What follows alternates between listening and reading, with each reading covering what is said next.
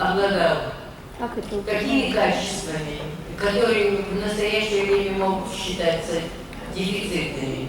Это был глубоко интеллигентный человек, это был большая умница, это был доброжелательный человек. И что в то время, когда, так сказать, как-то так в аллергологии, именно в аллергологии была, так сказать, доминантная власть определенных лиц, Гураму Владимировичу удавалось при сохранении всей вежливости, всей приветливости сохранять какую-то свою независимость. Он никогда не поддавался никаким вредным влияниям.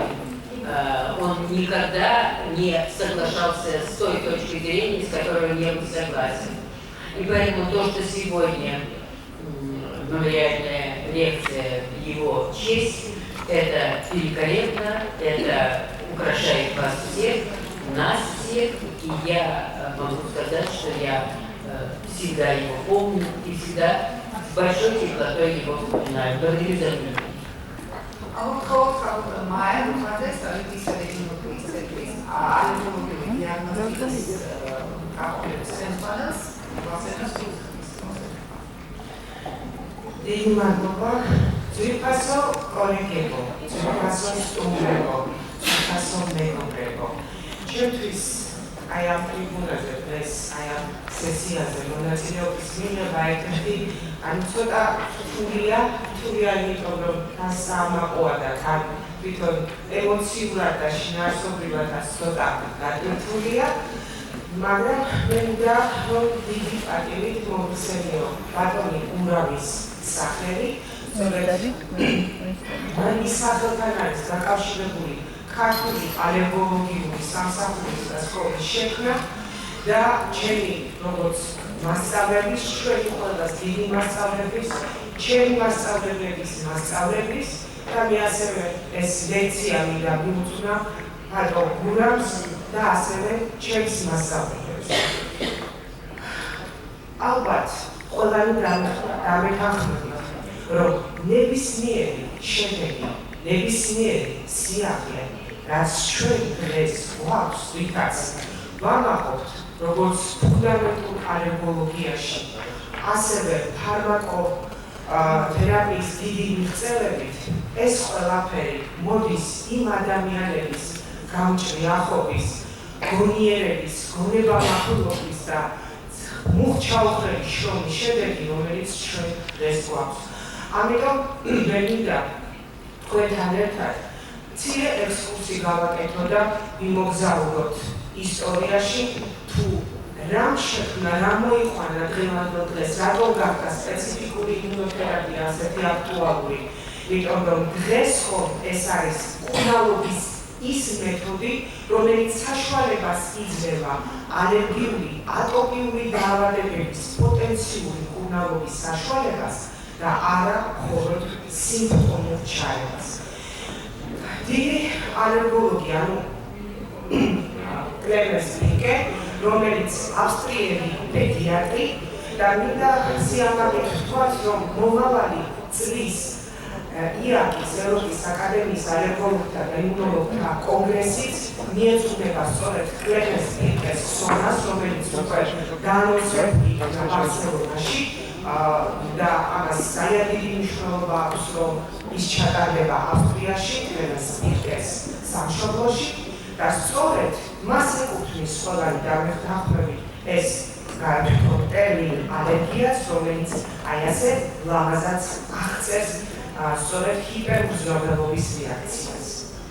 ყველაზე დიდი, ანუ ასე რომ ვთქვათ, დასაწყისი ეპოქისა, რომელიც 1911 წელს დაიწყო და ეს მოხდა ლონდონში, სანტ მერის ჰოსპიტალში, სერ რაიტის ლაბორატორიაში.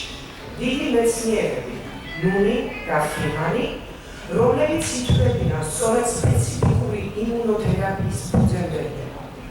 მათ ჯერ კიდევ 1911 წელს მოახდინეს პირველი, ასე რომ ვთქვათ, საფუძველი ჩაუყარეს პირველ კლინიკურ კვლევას ალერგოლოგიაში. მათ მოახდინეს ესეთი სპეციფიკური ან ალერგენების ექსტრაქტის შეყვანა, რომელიც ხდებოდა კანკროს შეყვანის გზით და აკვირდებოდნენ ამ შედეგებს, ჩატარდა აღნიშნული კლინიკური კვლევა 84 პაციენტში და 1913 წელს გარდაიცვალა სამწუხაროდ მეცნიერი ნუნი ტუბერკულოზით და შემდგომ ეს განაგრძო და შედეგები გამოქვეყნდა 1914 წელს უკვე ჟურნალ ლანცეტში.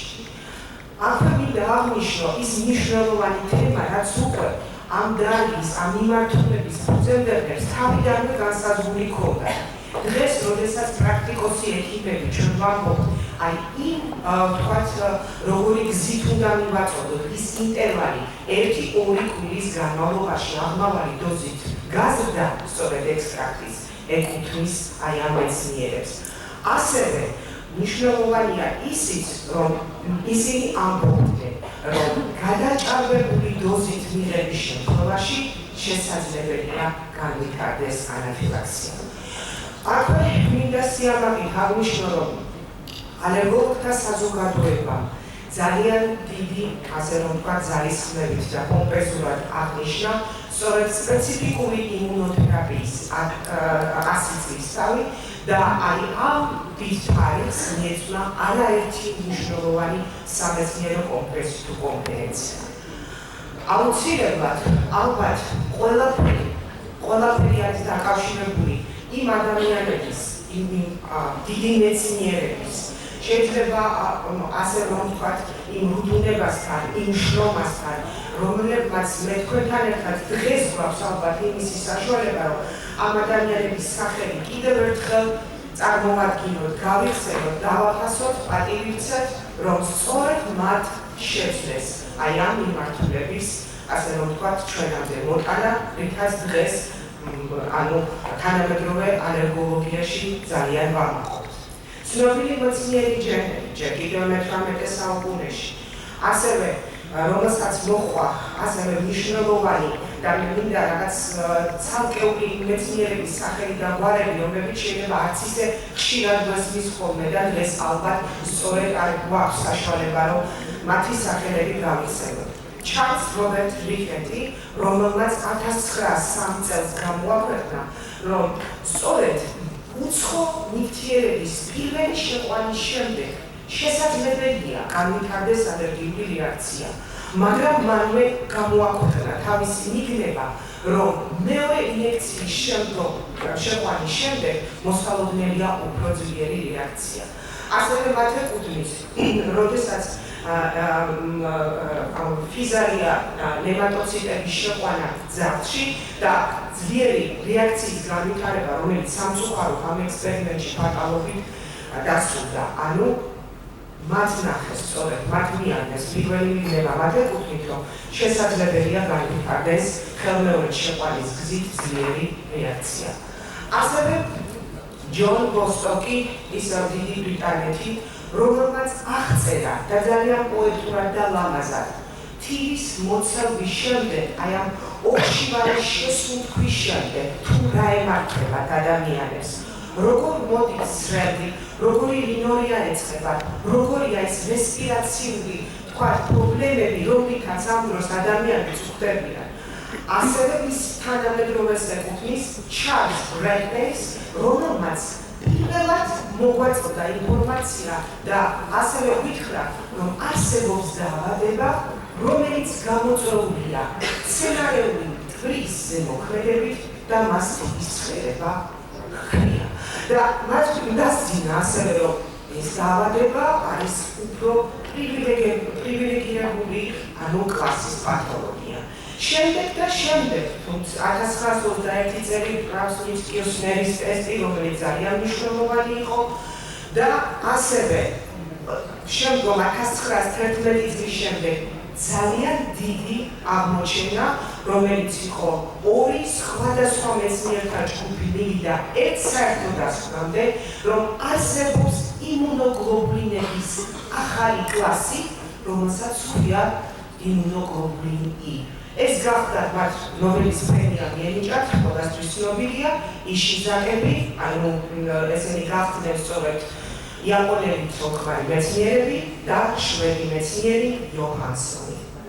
ალბათ კიდევ ბევრია ის ადამიანები, რომლებმაც თუნდაც შეიძლება რაღაც ანტიკური პერიოდიდანაც გავიხსენოთ, რომ მითრიდა და პონტოელი იყო სწორედ, რომ შხამის ყოველდღიურად მცირე რაოდენობით დოზის მიღებით იგი ცდილობდა, რომ ეს შხამი მისთვის უნდებელი ყოფილიყო. ძვირფასო მეგობრებო, ძვირფასო კოლეგებო, პატივი მაქვს წარმოვიდგინოთ თუ რა მოხდა ამ რევოლუციის შემდეგ, ამ აღნიშნულ სლაიდზე, სწორედ იმ 20 წლის შემდეგ, რითაც დაიწყო პირველი ერა, ახალი ერა, რომელსაც სპეციფიკური იმუნოთერაპია ჰქვია. წარმოდგენილია ყველა ეს მეცნიერები, რომლებმაც პირველი 20 წლის მანძილზე ძალიან დიდი წვლილი შეიტანეს ამ დარგის განვითარებაში. ამ სლაიდზეც აი ეს მთელი ევოლუციაა წარმოდგენილი და ასევე მინდა წარმოვიდგინოთ ის სახელებიც, რომლებმაც 100 წლის განმავლობაში, 100 წლის ბოლო 10 წლის განმავლობაში ჩვენს გვერდით მოღვაწე მეცნიერები და მართლა დიდი პატივისცემა მათ, როგორიც არის ჩეზმი აქტისი, პასალაკოვა, ასევე დიურამი და მათ შექმნეს აი შემდგომ განვითარებული კლინიკური ტრაიალები, რომლებიც ძალიან მნიშვნელოვანია დღეს. ეხლა მოდით გადავინაცვლოთ ისტორიიდან და დავუბრუნდეთ დღევანდელ დღეს. ანუ სპეციფიკური იმუნოთერაპია, ალერგენ სპეციფიკური, როდესაც ვამბობ, ეს იმას ნიშნავს, რომ აღმავალი დოზით სპეციფიკური ალერგენის შეყვანით ალერგენ ჰიპერგზნობიარე ადამიანებში, ანუ ალერგიულ პაციენტებში ადგილი აქვს იმუნური სისტემის ტოლერანტობის განვითარებას. ანუ ეს გახლავთ მცდელობა, რომ იმუნურმა სისტემამ ისწავლოს და შეიცნოს იმ ახალ ალერგენთან შეგუება. დღევანდელ დღეს ძალიან მნიშვნელოვანია ის, რომ ძალიან დიდი იმედები ვყარდება სწორედ სპეციფიკური იმუნოთერაპიაზე, რამე თუ ეს არის ის მეთოდი, რომელმაც შესაძლებელია შეცვალოს ალერგიული დაავადებების აი ასეთი მზარდი ტრაექტორია და დღევანდელ დღეს სწორედ ეს არის მეთოდი თავისი 100-იანი გამოცდილებით, რომელიც ამ საუკუნის კურნალობის მთავარ მეთოდს წარმოადგენს ალერგიული დაავადებების დროს. რატომ არის საუკეთესო? ჯერ კიდევ ჯაიმოს მიერ 1998 წელს იყო გამოქვეყნებული, რომ იმუნოთერაპია არის მხოლოდ ერთადერთი გზა, რომელიც იძლევა საშუალებას თვითონ სამიზნე გოლზე მოქმედებისთვის.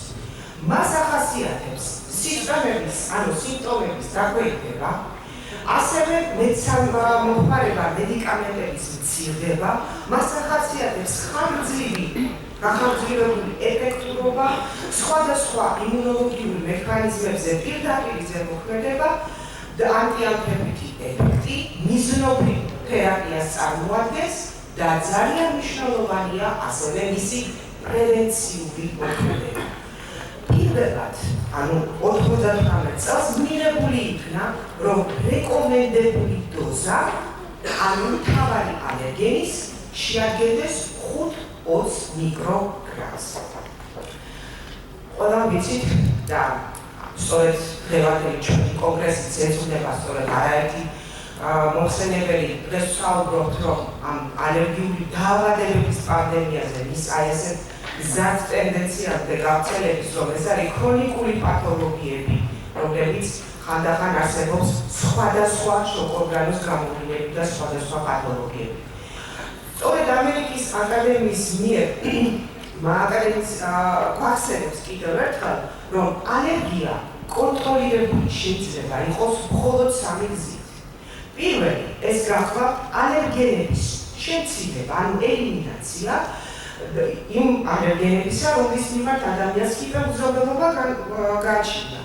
ასევე სიმპტომური მკურნალობა მედიკამენტებით და ალერგიის შეჩერება, ალერგიული რეაქციის შესაძლებელია მხოლოდ ალერგიული ალერგიის სპეციფიკური იმუნოთერაპიით. მოცემულ სლაიდზე წარმოდგენილია ის პათოგენეზი, როგორ მიმდინარეობს ეს პროცესი და ყოველთვის აღნიშნული სქემა განიცდის ძალიან ხშირად სხვადასხვა მეცნიერის განახლებას, ბევრი ცოდნა დაგვრდა დღეს. მხოლოდ გარკვეულ მომენტზე შევაჩერებ ყურადღებას, იმიტომ რომ მნიშვნელოვანი უკვე მექანიზმი, რაც განაპირობებს გახანგრძლივებულ გრძელვადიან იმუნოთერაპიის ეფექტს, პირველი ვაქცინაციიდან იწყება, როდესაც ადგილი აქვს მასწავლებლების, მასტოციტების, ბაზოფილების უკვე შემცირებას და ყვეთებას, აგრეთვე უკვე ალერგიის სპეციფიკური T-რეგსელები, რომლებიც მოქმედებენ უკვე TH4 რეგულაციაზე, იმუნური ტოლერანტობის დამყარება სწორედ ამ შემთხვევაში მექანიზმი მიმდინარეობს და ძალიან დიდი მნიშვნელობა აქვს სწორედ ინტერლეიკინ 10-ის და TGF-ბეტას ამ გზას, რომელიც მოქმედებს B უჯრედებზე და სწორედ ამის შედეგად ადგილი აქვს იმუნოგლობულინ G4-ის ტიტრის სწრაფად გაზრდას და იმუნოგლობულინი ის დაქვეითება თანდათან ხდება უფრო ეტაპობრივად. ხოლო ფარდობა იმუნოგლობულინ G4-თან ამის შეფარდებისა ეს გარკვეული გარკვეული თვეების შემდეგ მიიღწევა მხოლოდ. მრავალი გაიდლაინი, მრავალი სახელმძღვანელო არსებობს დღეს, რომელიც წარმოადგენს სპეციფიკური იმუნოთერაპიის როგორც ჩვენებებს, ისე უკუჩვენებებს და გვეხმარება კლინიცისტებს, რომ სწორად შევარჩიოთ და სწორი არჩევანი გავუკეთოთ ჩვენ პაციენტს. ყველაზე მნიშვნელოვანი დოკუმენტი, რომელიც 100 წლის თავს მიეძღვნა, ეს გახლავთ ევროპის დეკლარაცია ალერგიის სპეციფიკური იმუნოთერაპიის. რატოს ვკურნალობთ ჩვენ და რატოს ვიყენებთ ალერგიის სპეციფიური იმუნოთერაპიას? ალერგიული რინიტების, ასთმის, ინსექტური ალერგიების და ატოპიური დერმატიტების სამკურნალოდ. მრავალი კვლევის შედეგად ამ სლაიდზე წარმოდგენილი გახლავთ ის მნიშვნელოვანი ალერგენები, რომლებიც ხშირად გამოიყენება სწორედ ალერგიის სპეციფიური იმუნოთერაპიის დროს, როგორიც არის მცენარეული, ოთახისთვის კიპები და ასე შემდეგ, რომელიც ამ სლაიდზე წარმოდგენილი. კლინიკურ პრაქტიკაში დღესდღეობით ექიმი, კლინიცისტი, ალერგოლოგები ჩვენ გამოვიყენებთ შემდეგი ტიპის ალერგიის სპეციფიკური იმუნოთერაპიის სახეს. ეს გახლავთ სკიტი, კანქვეშ ალერგენის მზარდი დოზის შეყვანა, ტაბლეტის შემდგომ გახლავთ სუბლინგვალური და რომელსაც მიეკუთვნება სუბლინგვალური წვეთების არსებობა და ასევე ტაბლეტირებული ფორმა. ძალიან აქტუალურია უკვე ეს თემა და მნიშვნელოვანი იყო და ასევე გაჟღერდა დიდი მნიშვნელობა მიეცა 2015 წლის ამერიკის აკადემიის მიერ კოორდინირებულ ფორუმზე, რომ ასევე იეტრა ლიმფურ იმუნოთერაპიას დღევანდელ დღეს ენიჭება ძალიან დიდი მნიშვნელობა. რას ვაკეთებთ იმ შემთხვევაში კლინიცისტები, როდესაც ჩვენთან მოდის პაციენტი და მოგეხსენებათ, რომ ალერგენით, ჰიპერცნობელობა ალერგენის მიმართ ხშირ შემთხვევაში პოლისენსიბილიზაციის გზით ვლინდება. ჩვენ ამ სქემაზე წარმოდგენილია ის, თქვათ, გეოგრაფიული რეგიონები, სადაც არის გავრცელებული შესაბამისი ჯგუფის ალერგენები. ამ თემას ყველგან ძალიან დიდი ყურადღება ექცევა და უშე ქალბატონმა მაიამ წარმოადგინა სწორედ ის პირველი ქართული კალენდარი, რომელსაც ძალიან დიდი მნიშვნელობა აქვს რეგიონის გეოგრაფიული არეალის ალერგენების გავრცელებაში, რომელიც ძალიან მნიშვნელოვანია კლინიცისტი ექიმებისათვის. აქაც წარმოდგენილია ალერგენები, მცენარეული ალერგენები, რომელიც სხვადასხვა გეოგრაფიულ რეგიონში გვხვდება. რას ვაკეთებთ იმ დროს, როგორ ვიქცევით, როცა პოლიალერგიული პაციენტი გვხვდება? როგორ გავიგოთ, რომელი ალერგენია მისთვის მნიშვნელოვანი, მთავარი ალერგენი? და ესეც ამ საუკუნის ახალი აღმოჩენა და მიღწევა და რევოლუცია, რომელსაც შეიძლება უწოდოთ, ეს გახლავთ სწორედ მოლეკულური დიაგნოსტიკა და ჩვენ მართლა ბედნიერები ვართ, რომ გუში ფაქტობრივად იყო წარმოდგენილი პროფესორ ვალენტას მოხსენება, მისი სკოლის შედეგები, რაღაც მართლა გადატრიალება მოახდინა თანამედროვე ალერგიაში. შემდეგი საკითხი, რომელიც ძალიან მნიშვნელოვანია ალერგენებით მკურნალობის დროს. როგორ ავირჩიოთ, იყოს ეს მონოსენსიბილიზაცია, ერთი ალერგენი, თუ ეს იყოს მიქსი. ამ შემთხვევაში მოცემულია ამ სლაიდზე ის ქვეყნები, რომელიც მიმართავენ, თქვათ, ერთეულ ალერგენს და ან კიდევ მონოსენსიბილიზაციას. რა თქმა უნდა, თითოეული ალერგენის ექსტრაქტების შეფასება არსებობს სპეციალური გაიდლაინები და ასევე მას რეგულირება ევროპის სამედიცინო medical agency, რომელიც აკონტროლებს ყველიან ექსტრაქტს, მათ ვალიდურობას და გამოყენების შესაძლებლობებს. ასევე ძალიან მნიშვნელოვანი თემა, რომელიც არის, რომელი ტიპის ალერგენები გამოვიყენოთ, ნატიურები, ალერგოიდები, მინდა გითხრათ, რომ დღეს უდიდესი მნიშვნელობა ენიჭება მაღალდოზირებულ ალერგენებს, ალერგოიდების გამოყენებას, რომელსაც ძალიან იმუნოგენობა აქვს უფრო მომატებული და ალერგენობა შემცირებული. ასევე კიდევ ერთი საინტერესო თემა, რომ რამდენი ალერგენი შეიძლება გამოვიყენოთ ექსტრაქტში ალერგენ სპეციფიური იმუნოთერაპიის დროს. ევროპა აღიარებს 1-დან მაქსიმუმ 3, ხოლო ამერიკული სკოლა შესაძლებელია დაშვებას იძლევა 8 ალერგენამდეც კიდევ. როგორც ხედავთ, ეს საკითხი ჯერ კიდევ საინტერესოა და განიხილება. როგორ? აუცილებლად ალბათ უნდა განიხილოთ ის ძირითადი უკუჩვენებები, რომელიც არსებობს ალერგენ სპეციფიკური იმუნოთერაპიის დროს. ეს გახლავთ მძიმე იმუნოდეფიციტები, სიმსივნეები, ასევე ისეთი ფსიქოლოგიური მოვლენები, ბეტა-ბლოკერების გამოყენება, მძიმე არაკონტროლირებული ასთმა, სპირომეტრიული მაჩვენებლების არაშესაბამისობა, 5 წელზე ნაკლები ასაკი, თუმცა ეს პირობა ბოლო პერიოდში ცოტა შეცვლილია და ორსულობა. ჩვენ გამოცდილებასაც აქვე მოგაცემებთ, რომ ჩვენ ვცდილობთ, ჩვენს უკვე მოგაცემებთ ჩვენს გამოცდილების შესახებაც, რომ ორსულებში ალერგენ სპეციფიური თერაპია არ დავიწყოთ. თუმცა ევროპელი კოლეგები კი იზიარებენ იმას, რომ თუ დაწყებულია ორსულობის პერიოდში ალერგენ სპეციფიური იმუნოთერაპია, ჩვენ შესაძლებელია მისი გაგრძელებაც.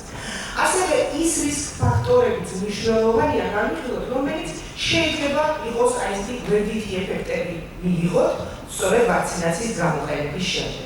ეს არის რომ შესწორმა დოზირების დროს, ასთმის გამწვავება, მაღალი სენსიბილიზაციის მქონე პაციენტები, ახალი ბოთლის გამოყენება, ასევე სხვადასხვა სიმპტომების გამოვლენა ინიექციის გამოყენების შემთხვევაში. ამ სლაიდზე თქვენთვის ალერგოლოგებისთვის კარგად ცნობილი ეს მიდგომის გზებია, თუ რა ფორმით არსებობს სწორედ სკიტი, ანუ რა შემთხვევაში შეიძლება იყოს ეს პრესეზონური, კოსეზონური, თერიცის პერიმინალური, შეიძლება იყოს კლასტერული, ასევე რაშკი იმუნოთერაპია. და ამ სქემაზე ეს არის სწორედ ჯანმოს მიერ მოწოდებული ეს სიმძიმე და ანუ ხარისხები, თუ რა ხარისხის შესაძლებელი გართულებები შესაძლებელია მიიღოთ. შემდეგი კითხვა. რამდენ ხანს ვაგრძელებ სპეციფიკური იმუნოთერაპიის მკურნალობას?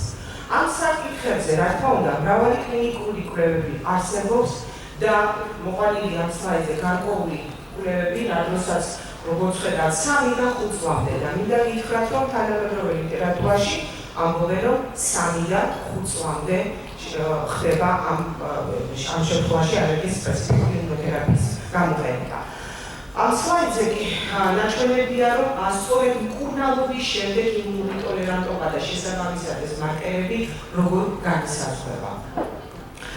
როგორც ჩვენ აღნიშნეთ, რომ სკარქვეშ, ანუ სკიტით მკურნალობის დროს, დღევანდელ თანამედროვე პრაქტიკაში არსებობს, ანუ ბილდაპ, ესეთი საწყისი თერაპია, ანუ მკურნალობის საწყისი ფასად და შემდეგ შემანარჩუნებელი ფასად.